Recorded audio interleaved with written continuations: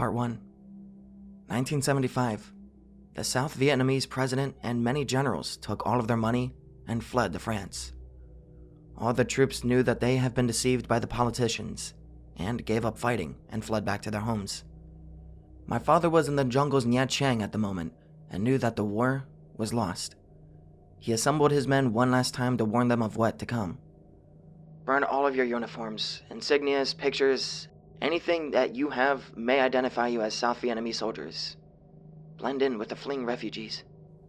Not all of his men came from Saigon, so they split up and flee separately. Only one kid who considered my father his Sufu, or master, came along with him to head to Saigon.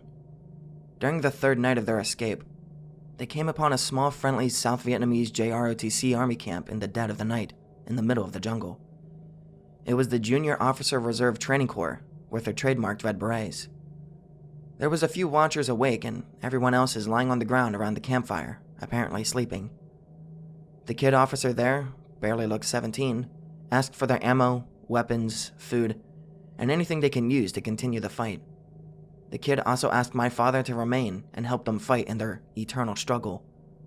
Despite my father's best efforts to dissuade them from throwing their life away, they said to him, "It is already too late." The seriousness of these words is lost in translation. Part 2.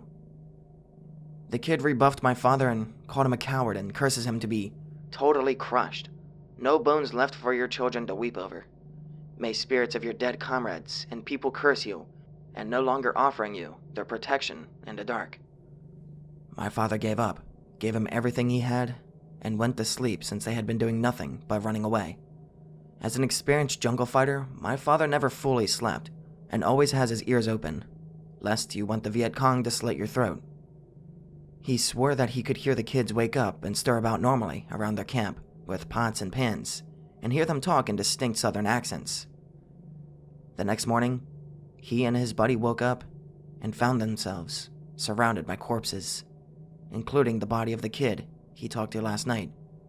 It also seems like they died a while ago, rotting corpses and all.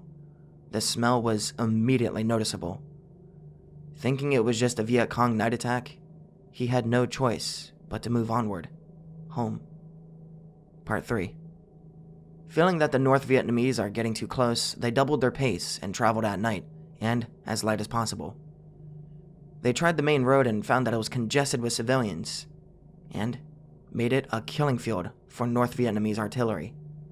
Not to mention the looting and stealing of gold and jewelry and other crap by other soldiers deserting the front lines.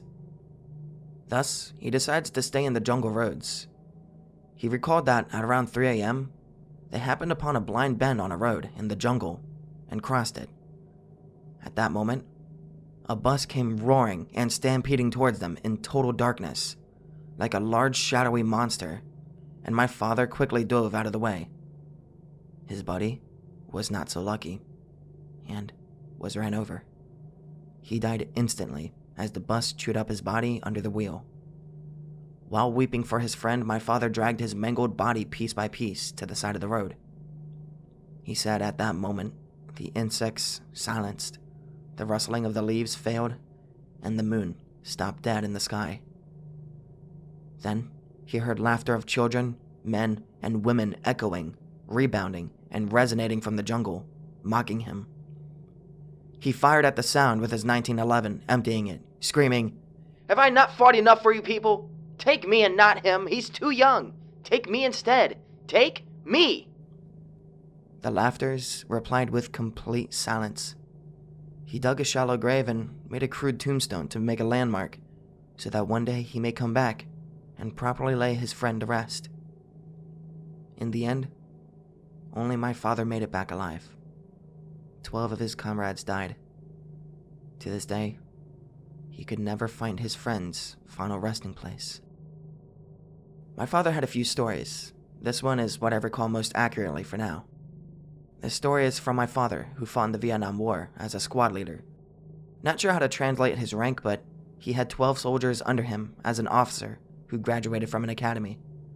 By that time, half his soldiers are barely men, just kids drafted into the war as replacement for those who have fallen.